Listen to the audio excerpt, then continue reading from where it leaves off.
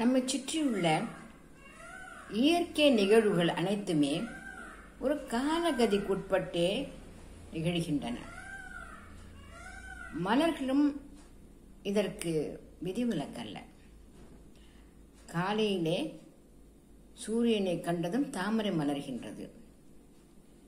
இரவிலே நிலவை கண்டதும் அல்லி மலர்கிறது. சூரியகாந்தி பூவோ சூரியன் போகும் இடமெல்லாம் திரும்பி திரும்பி திரும்பி பார்த்து கொண்டிருக்கின்றது. சில மலர்கள் வருடம் முழுவதும் பூக்கின்றன. பழ மல்லிகை, செம்பருத்தி போன்றவை.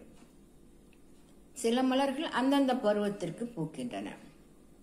சில மலர்கள் பூத்து திரும்பவும் மொட்டு வைக்கும், பூக்கும், திரும்பவும் மொட்டு வைக்கும். அப்படி சில மலர்கள் இருக்கின்றன. இப்படி மலர்கள் எல்லாம் அந்தந்த நேரத்திற்கு பூக்கின்றன. நாளில் கூட ஒரு நாளில் பூக்கின்ற மலர்கள் கூட எந்தெந்த நேரத்தில் அது பூக்க வேண்டுமோ அந்த நேரத்திற்கு சரியாக பூக்கின்றன. சில மலர்கள் வருடத்திற்கு ஒரு முறை பூக்கின்றன சொல்றோம் அல்லவா? பிரம்மகமல் என்கின்ற மலர். இந்த மலர் வருடத்திற்கு ஒரு முறைதான் பூக்கும். அது குளிர்ச்சியான இடத்துல தான் இருக்கும். ஒரு 3500 4000 மீட்டர் உயரத்தில் இருக்கின்ற இடத்துல தான் பூக்கின்றன. ஒரு இரவில் பூத்து அப்பொழுதே அது வாடிவிடும். ஆண்டுக்கு ஒரு முறைதான் அவை பூக்கும். உத்தராகண்ட் மாநிலத்தினுடைய மலர் அது. நம்முடைய குறிஞ்சி மலர் 12 ஆண்டுகளுக்கு ஒரு முறை பூக்கும். அது ஒரு 1300 1500 மீட்டர் உயரத்திலே பூக்கின்றன. ஊதா நிறத்தில் இருக்கும். நீலகிரி என்ற பெயர் கூட அதன் காரணமாக வந்தது என்று கூட சொல்லுவார்கள். குறிஞ்சி பூத்தது போல என்று சொல்வது வழக்கம். 12 ஆண்டுகளுக்கு ஒரு முறை தான் குறிஞ்சி பூக்கும். இவ்வாறு பூக்கள் எல்லாம் ஒரு கால கணக்கிலே தான் பூக்கின்றன. நம்முடைய தேசிய மலர் என்னன்னு நமக்கு தெரியும், தாமரை. நம்முடைய மாநிலத்திற்கான மலர் என்ன தெரியுமா? செங்காந்தள். வேலிகளை படர்ந்திருக்கும் அந்த செங்காந்தம் தான் நம்முடைய மலர். குறிஞ்சிப்பூ 12 ஆண்டுகளுக்கு ஒரு முறை பூக்கிறது என்றால் எல்லோரும் பார்க்க ஓடுவார்கள். யாரானும் இந்த பிரம்மகமல் பூக்கிற இடத்துக்கு போய்விட்டு ஒரு புகைப்படம் எடுத்து வந்து பார்த்தா நமக்கு ஒரே சந்தோஷமாக இருக்கும்.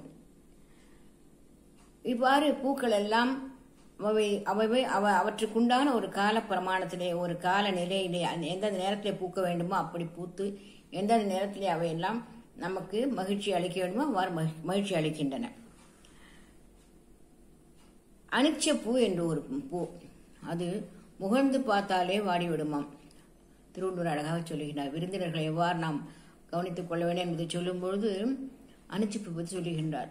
மோப்பக்குழையும் அனிச்சம், முகந்திருந்து நோக்க குழையும் விருந்து என்று சொல்கின்றார். அது முகர்ந்து பார்த்தாலே அந்த அனிச்ச பூ அப்படியே வாடிவிடுமா, இவ்வாறு சொல்லுவார்கள். அதே போல மற்றொன்று மூதுரை பாடல் ஒன்று உண்டு. மடல் பெரிது தாழை மகிழெழுது கந்தம் உடல் சிறியர் என்று இருக்க வேண்டாம். எதற்கு சொல்கிறார் தெரியுமா? பெரிய கடல் இருக்கின்றது, அந்த தண்ணீர் நம்ம குடிக்க உதவுகின்றதா? இல்லையே. பக்கத்திலே சிறிதாக ஒரு ஊற்றை தோண்டுகின்றோம். அதில் வருகிற நன்னீர் குடிநீராக இருக்கின்றது. ஆகவே பெரிதாக இருக்கின்ற இந்த காரணத்தினாலே அதை பெரிது என்றும், சிறிதாக இருக்கிற காரணத்தினாலே அவை சிறியவை என்றோ அல்லது அவை விளக்கத்தக்கவை என்றும் நினைக்க வேண்டாம் என்று சொல்லுகின்றது மூதுரை பாடல்.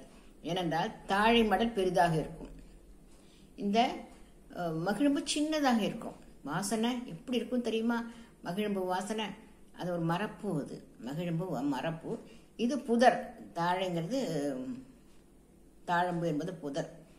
இந்த பூ நம்ம அதை வைத்துக்கொண்டு ஒரு வாழ்வில் உண்மையை நம்முடைய புலவர்கள் எல்லாம் சொல்லுகின்றார்கள். மூதுரை சொல்லுகின்றது. மலர்களை பற்றி நிறைய செய்திகள் இருக்கின்றன, சொல்லிக்கொண்டே போகலாம். நம்ம சுற்றி நிகழ்கின்ற எத்தனையோ நிகழ்வுகளே இந்த மலர்களுடைய நினைவுகள், மலர்களுடைய அந்த பூப்பதும் நம்மை மகிழ்ப்பதுமான அந்த செயல் இயற்கை நமக்கு தந்த மிகப்பெரிய வரம் அல்லவா?